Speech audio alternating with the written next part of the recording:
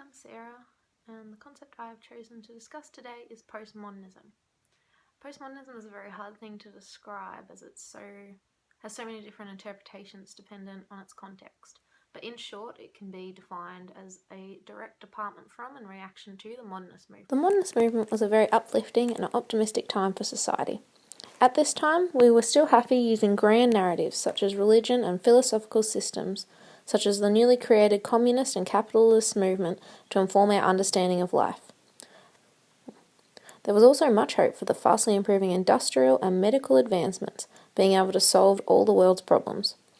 There was also still a lot of elitism in the accessibility of information, which in a way contributed to people's optimism in the progress of the world. However, this could only last so long, as people soon began to lose hope in the promised progress, and this brings us to postmodernism. This era is a direct and critical reaction to the modernist movement, and it also comes from within the modernist movement. As people lost faith in technological progress, they entered into a new period of disillusionment. People are now capable of accessing information as the internet and globalization has abolished the elitism that has always been in control of the access to information. People no longer live under any illusion of life and are thrown into a new form of reality.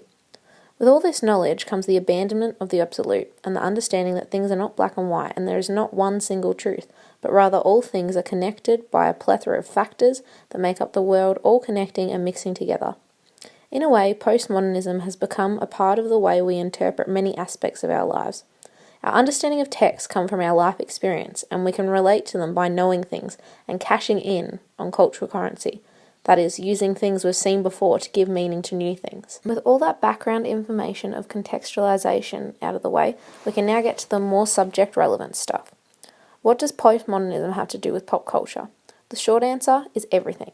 The long answer is everything, because our understanding of modern texts are 100% based on our prior knowledge and the combination of signs and semiotics in texts, and the responses they trigger in our brains with the new knowledge that everything is connected and nothing is created in a vacuum.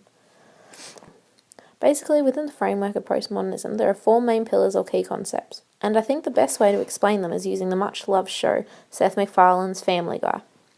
The first pillar is parody, which is to make fun of something by using familiar elements from another text in a comical way. Now I wish I just stayed home and finished my remake of Inside Out. I'm joy. I'm sadness. I'm anger. I'm disgust. I'm poo. Oh, I need to use the bathroom. The next is intertextuality, which is making reference to another text within another text. Hey, nice Snoopy costume, Brian. Thanks. Yeah, I guess it's not true what they say. You can punch Snoopy in the stomach as hard as you can and he won't feel it. That's Houdini. No, Brian. Now get up and do the dance. Oh, no, I'm not going to do the dance. Do the dance!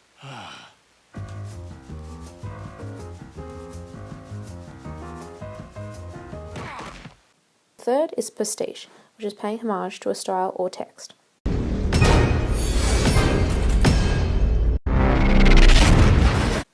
Even in the title sequence alone here, Family Guy pays homage to Michael Bay and his highly iconic high-action movie style.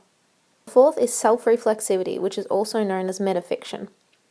As Johan Ribbe Christensen explains in his brief description of postmodernism, this is when a work becomes explicitly aware of its own status as a text.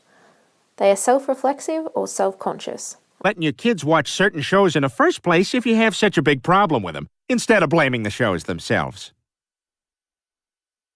Yeah. Yes, we're here for the Paris Hilton party. Who the hell are you? I'm Peter Griffin from Family Guy. Never heard of Seth MacFarlane's Family Guy is an excellent example of postmodernist text, as it uses all four pillars and is basically a show made up to reflect society and pop culture in all its aspects. The show as a concept is basically showing pastiche to The Simpsons, as it's centered around an all-American animated nuclear family, which is The Simpsons' classic formula.